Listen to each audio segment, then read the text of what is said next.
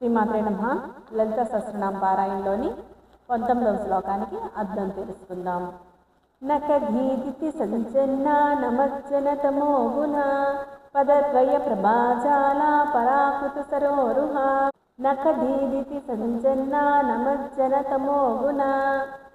అమ్మవారి యొక్క పాదాల యొక్క గోళ్ళ నుంచి వచ్చేటటువంటి కాంతి ఆమె పాదాలని ఆశ్రయించినటువంటి భక్తుల యొక్క అజ్ఞాన తిమిరాంధకారాలను తొలగిస్తూ ఉంది.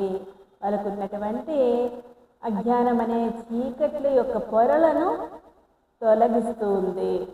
పదద్వయ ప్రభాజాల పరాకృత సరోరుహ.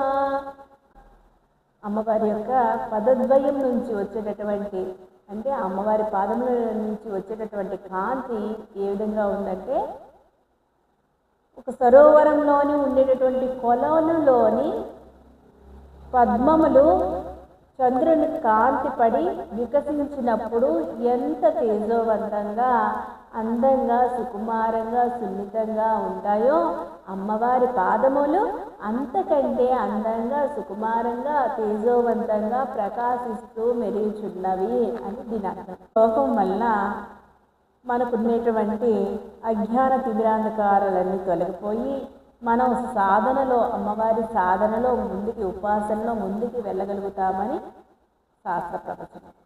లోకంలోని ఇంకా ముందుకి వెళ్ళాలి అని అంటే మనకి అంతర్గతంగా బహిర్గతంగా ఒకటే ఇచ్చేశారు.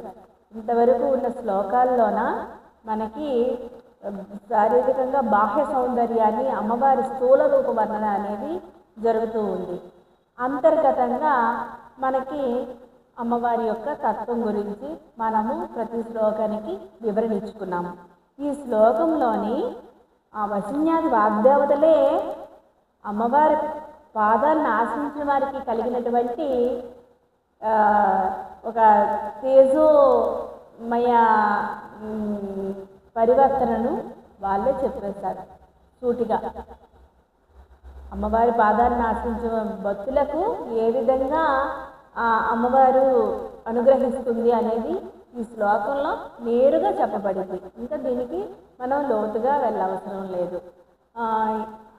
మనకున్నటువంటి అజ్ఞాన తిమిరాంధకారాలన్నీ పోయిన తర్వాత అమ్మవారి సాధనలో అమ్మవారి ఉపాసనలో ఇంకా మనం ముందుకు వెళ్తాము అని వశిన్యాది వాగ్దేవతలు మనకి చెప్పేశారు. శ్రీమాత్రే నమః. మరో శ్లోకంలో మళ్ళీ కలుద్దాం. శ్రీమాత్రే నమః.